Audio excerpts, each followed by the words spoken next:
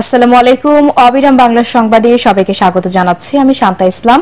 শুরুতেই BRB cables সংবাদ শিরোনাম। কোটা বিরোধী আন্দোলনে রংপুরে শহীদ আবু সাইদের গ্রামের বাড়িতে যাচ্ছেন ডক্টর মোহাম্মদ ইউনুস, সাথে নাহিদ ও আসিফ।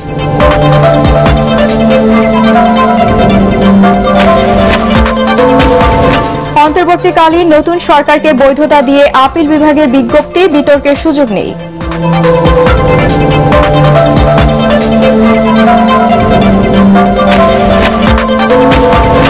জনসাধারণের জানমাল ও সরকারি স্থাপনা নিরাপত্তায় সারা দেশে সেনাবাহিনীর 206টি ক্যাম্প, সংখ্যালঘুদের জন্য বিশেষ পাহারা।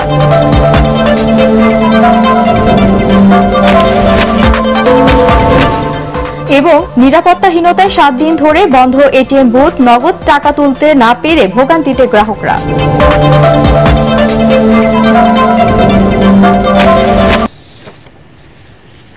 শুনছিলেন বিআরবি কেবলস সংবাদ শিরোনাম। এবারে জানিয়ে দেব বিস্তারিত সংবাদ। কোটা বিরোধী ছাত্র আন্দোলনে নিহত রংপুরের বেগম রোকেয়া বিশ্ববিদ্যালয়ের শিক্ষার্থী আবু সাইদের পরিবারের সঙ্গে দেখা করতে রংপুরে যাচ্ছেন অন্তর্বর্তীকালীন সরকারের প্রধান উপদেষ্টা ডক্টর মোহাম্মদ ইউনুস। সাথে যাচ্ছেন উপদেষ্টা পরিষদে থাকা দুজন ছাত্র প্রতিনিধি নাহিদ ইসলাম ও আসিফ মাহমুদ। দায়িত্ব নেওয়ার পরের দিন শুক্রবার রাষ্ট্রীয় অতিথি ভবন যমুনায় অন্তর্বর্তীকালীন সরকারের উপদেষ্টা পরিষদের প্রথম অনানুষ্ঠানিক বৈঠকেই এই সিদ্ধান্ত নেওয়া হয়। রংপুরের পীরগঞ্জ উপজেলার নিভৃত এক গ্রামের ছেলে আবু সাইদের সাহস ও ত্যাগের কারণেই দেশে ছাত্র জনতার অভ্যুত্থান অভূতপূর্ব বিজয়ের রূপ নেয় বলে দেশে ফিরেই জানিয়েছিলেন ডক্টর মোহাম্মদ ইউনুস। গত 16 জুলাই রংপুরে কোটা সংস্কার আন্দোলন ঘিরে সংঘাতে পুলিশের গুলিতে আবু সাইদ নিহত হন। ওই ঘটনার ভিডিও ছড়িয়ে পড়ার পর সারা দেশে বারুদের মতো জ্বলে ওঠে ছাত্র জনতার এই আন্দোলন। হেলিকপ্টারে সকাল 10:30টায় রংপুরের পীরগঞ্জে পৌঁছানোর কথা রয়েছে প্রধান উপদেষ্টার। গতকাল থেকেই ওই এলাকায় নিরাপত্তা জোরদার করেছে সেনা সহ বিভিন্ন বাহিনীর সদস্যরা।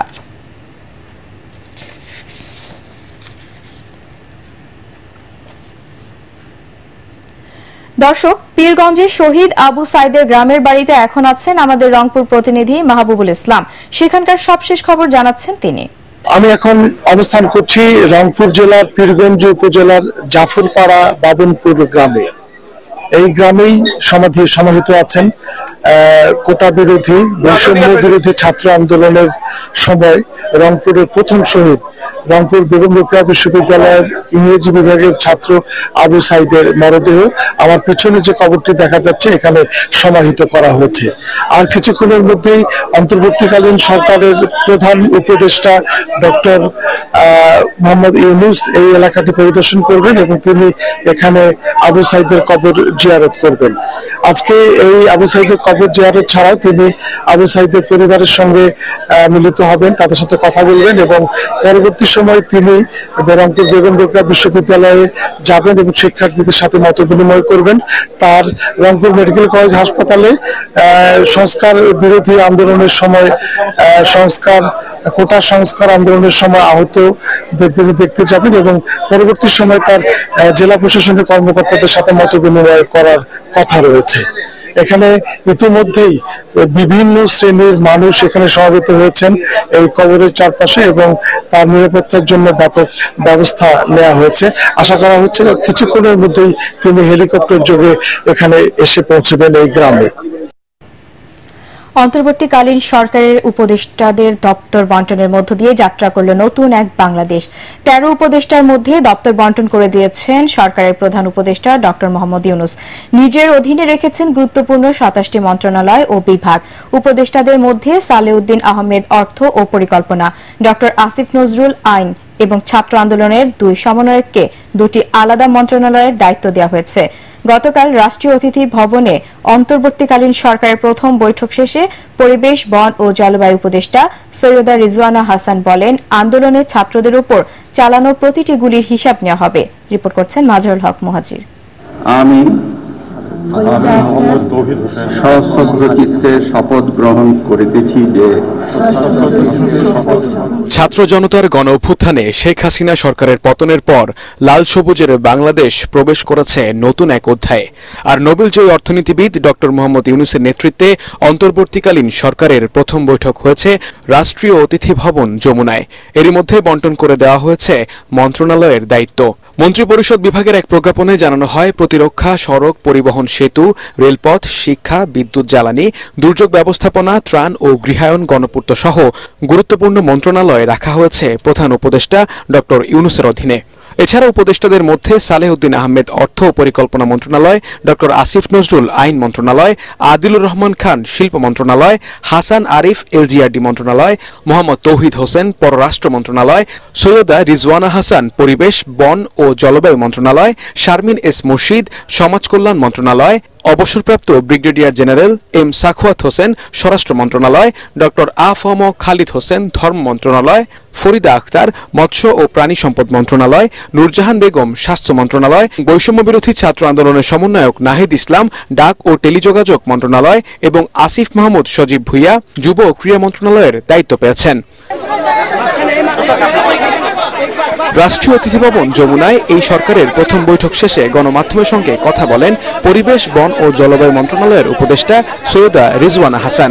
জানান, ছাত্রদের আন্দোলনে গণহত্যার বিচার এমনভাবে করা হবে যেন ভবিষ্যতে এর পুনরাবৃত্তি না হয়। আন্দোলনে গণহত্যার বিচারের ব্যাপারে বলা হয়েছে যে কিভাবে বিচারটা নিশ্চিত করলে এটা স্বচ্ছ হবে এবং এই ঘটনার আর জীবনে কোনোদিন বাংলাদেশে পুনরাবৃত্তি হবে না, সেটার জন্য কোন পথে আমরা যাব, সেই পথগুলো কি, এটা নিয়ে আমরা সকলে চিন্তা করে এটার খুব এটা একটা উত্তর আপনারা সহসাই পেয়ে যাবেন। কিন্তু আমরা ওইটা নিশ্চিত করব যে প্রত্যেকটা গুলির আমরা বিচার চাইব এবং এটা যেন আর না হয়, সেই রিফর্মের জন্য ওরকমই একটা স্বচ্ছ অন্তর্ভুক্তিমূলক বিচারের আমরা প্রত্যয় ব্যক্ত করি।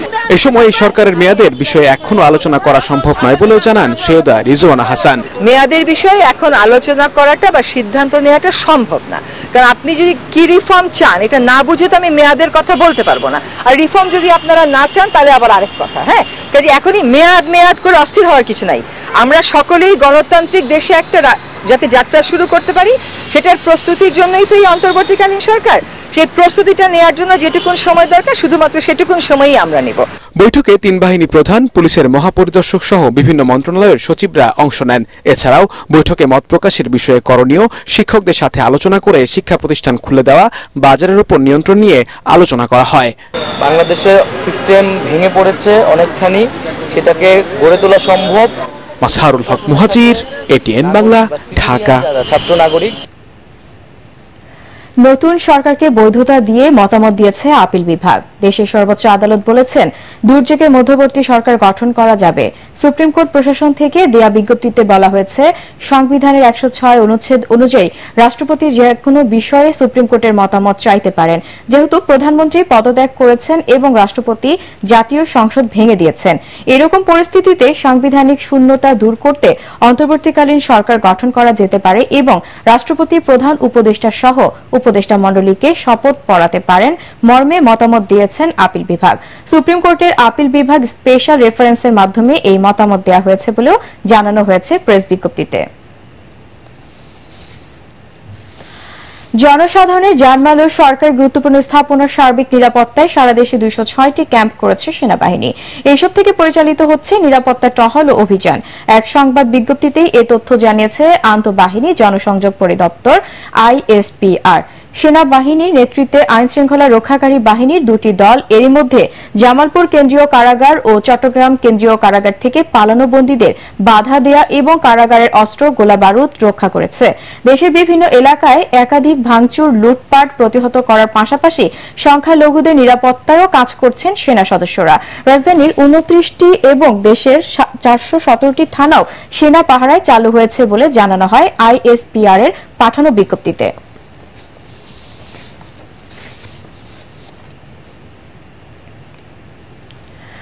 রাজধানীর বেশিরভাগ এটিএম মেশিনে টাকা নেই, ফলে অধিকাংশ বুথ এখন কার্যত অচল। এমন পরিস্থিতিতে চরম ভোগান্তিতে পড়েছেন গ্রাহকরা। অনেক বুথ সচল থাকলেও মিলছে না প্রত্যাশিত টাকা। গত 7 দিন ধরে এটিএম সেবায় এই সংকট তৈরি হয়েছে। ব্যাংক কর্মকর্তারা বলছেন, নিরাপত্তা সংকটে তারা এটিএম বুথে টাকা পাঠানো বন্ধ রেখেছেন। এমনকি ব্যাংকের অনেক শাখাতেও টাকার অভাব দেখা দিয়েছে। সারা দেশে প্রায় 14,000 এটিএম বুথ রয়েছে, যার প্রায় সবই এখন বন্ধ। এদিকে নিরাপত্তার স্বার্থে ব্যাংক থেকে বৃহস্পতিবার টাকা উত্তোলনের সীমা আরোপ করে বাংলাদেশ ব্যাংক। এক হিসাব থেকে 1 লাখের বেশি টাকা উত্তোলন করা যায়নি এই দিন। দর্শক, রাজধানীর ফকিরাপুল এলাকায় আছেন সহকর্মী মনির হোসেন তপু। চলে যাচ্ছি তার কাছে। তপু, কি পরিস্থিতি দেখছেন ওই এলাকার এটিএম বুথগুলোতে? গ্রাহকরা কি বলছেন? ধন্যবাদ শান্তা। আপনাকে জানিয়ে রাখি যে সরকার পতনের পর থেকে যে দেশ জুড়ে বিভিন্ন জায়গায় যে সহিংসতা হয়েছে এবং নিরাপত্তাহীনতার কারণে এখনো কিন্তু আমাদের রাজধানী সহ সারা দেশে এখনো পুলিশিং কার্যক্রম পুরোপুরি চালু হয়নি। এর প্রভাব এরই মধ্যে পড়তে শুরু করছে আমাদের ব্যাংকিং খাতগুলোতে। আমি এখন আছি এই ফকিরাপুর এলাকায়। আপনি দেখতে পাচ্ছেন এই এলাকায় আমরা দেখতে পাচ্ছি যে 6টি ব্যাংকের এখানে বুথ রয়েছে। আপনাকে জানিয়ে রাখি যে গেল 5 আগস্টের পর থেকে আমরা গ্রাহকদের সাথে অনেকের সাথে কথা বলেছি। তারা তাদের যে প্রয়োজন অনুযায়ী অর্থ তুলতে পারছে না এই বুথগুলো থেকে। সেই জন্য তাদের যে দৈনন্দিন যে প্রয়োজন রয়েছে সেই প্রয়োজন মেটাতে হিমশিম খেতে হচ্ছে এবং অর্থের অভাবে নানা ধরনের ভোগান্তির মধ্যে তাদের পড়তে হচ্ছে। আর আপনাকে জানিয়ে রেখি যে এখানে যে এই ব্যাংকগুলো যে বুথগুলো দেখছেন এরই মধ্যে এই পরিস্থিতির কিছুটা উন্নতি হয়েছে। আমরা জানতে পেরেছি যে এখানে যে নির্দিষ্ট যে ব্যাংকগুলো যে দেখতে পাচ্ছেন সেই ব্যাংকের যারা কার্ড রয়েছে সেই কার্ড নির্ধারিত কার্ড থেকেই শুধুমাত্র টাকা তুলতে পারছেন। বলা চলে যেমন এখানে দেখতে পাচ্ছেন ব্র্যাক ব্যাংকের যে কার্ড রয়েছে, যে এটিএম কার্ড রয়েছে, সেই গ্রাহকরাই এখান থেকে টাকা তুলতে পারছেন। আর আপনাকে আরেকটি বিষয়ে জানিয়ে রেখি যে এখানে যারা নিরাপত্তা প্রহরী যারা রয়েছেন তাদের সাথে আমরা চেষ্টা করেছি কথা বলার জন্য। আপনি কি টাকা তুলতে চাচ্ছেন? কি অবস্থায় দেখছেন আমাদের রাজধানীর এখানে যে বুথগুলোতে? তো আমার মানে অন্য অ্যাকাউন্টের ব্যাংক তো অ্যাকাউন্ট, কিন্তু এখানে ব্যাংক থেকে তোলা যাচ্ছে না। ভিসা কার্ড অন্য সময় তুলতে পারছি, কিন্তু আজকে হচ্ছে না। জি, শুনছিলেন এখানে একজন গ্রাহকের কথা। আমরা এখানে যে নিরাপত্তার যে দায়িত্বে রয়েছেন তার সাথে একটু কথা বলবো। কি অবস্থার মধ্যে রয়েছে এই 5 আগস্টের পর থেকে আপনাদের এই এটিএম বুথের সেবা কার্যক্রম? আমরা জেনেছি কয়েকদিন বন্ধ ছিল, আজ দেখলাম খুলেছে। কিভাবে কার্যক্রম পরিচালিত হচ্ছে? আমাদের মনে করেন 5 তারিখ থেকে 2 দিন বন্ধ ছিল। এরপরে আমাদের এটিএম সবসময় খোলা রাখছে, টাকা দিচ্ছে, সব ব্যাংকের টাকা দিচ্ছে। এবং আজকে 2 দিন ধরে একটু সমস্যা নেটওয়ার্ক থেকে। আপনার মনে করেন শুধু আমাদের ব্যাংকের এটিএম এ টাকা দিচ্ছে, আর অন্য কোনো আমাদের প্রবলেম নাই। আর কত টাকা তুলতে পারছে এই বুথ থেকে? এখন তুলতে পারছে 30,000 টাকা দিচ্ছে।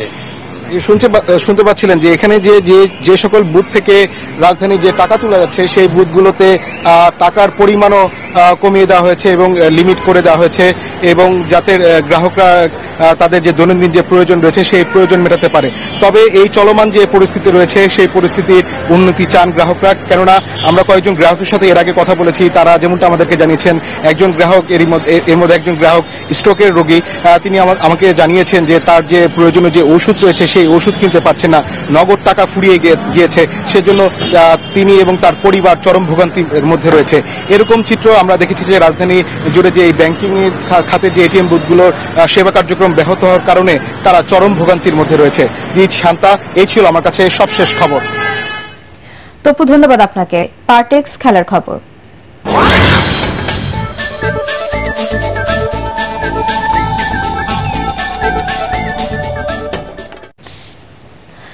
পোর্ট অফ স্পেন টেস্টের তৃতীয় দিন শেষে দক্ষিণ আফ্রিকার চেয়ে 212 রানে পিছিয়ে আছে স্বাগতিক ওয়েস্ট ইন্ডিজ। ত্রিনিদাদ অ্যান্ড টোবাগোর কুইন্স পার্ক ওভালে বৃষ্টি বিঘ্নিত ম্যাচে প্রোটিয়াদের বিপক্ষে নেমে উদ্বোধনী জুটিতে ক্রেইগ ব্রেথওয়েট ও মিকেল লুইস দলের স্কোরে 53 রান যোগ করেন। 35 রান করা লুইস মাহারাজের শিকার হন। দলের 114 রানে সাজঘরে ফেরার আগে ব্রেথওয়েট করেন 35 রান। শেষ পর্যন্ত তৃতীয় দিন শেষে ক্যারিবিয়ানদের সংগ্রহ 4 উইকেট 145 রান। কাভিম হজ 11 এবং জেসন হোল্ডার 14 রানে অপরাজিত আছেন। এর আগে প্রথম ইনিংসে 357 রানে অল আউট হয় দক্ষিণ আফ্রিকা। শেষ করার আগে বিআরবি কেবল সংবাদ শিরোনাম আরো একবার। কোটা বিরোধী আন্দোলনে রংপুরের শহীদ আবু সাইদের গ্রামের বাড়িতে যাচ্ছেন ডক্টর মোহাম্মদ ইউনুস, সাথে নাহিদ ও আসিফ।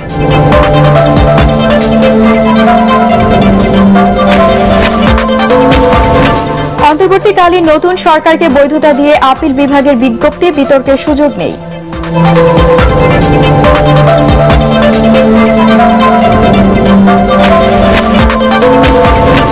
জনসাধারণের জানমাল ও সরকারি স্থাপনা নিরাপত্তায় সারা দেশে সেনাবাহিনীর 206টি ক্যাম্প, সংখ্যালঘুদের জন্য বিশেষ পাহারা।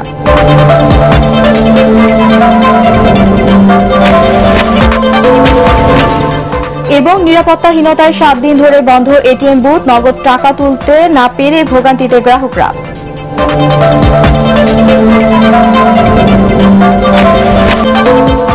দর্শক, দুর্বৃত্তরা যেন দেশের সাম্প্রদায়িক সম্প্রীতি বিনষ্ট বা রাষ্ট্রীয় সম্পদ ধ্বংস করতে না পারে তা আমাদেরকে নিশ্চিত করতে হবে।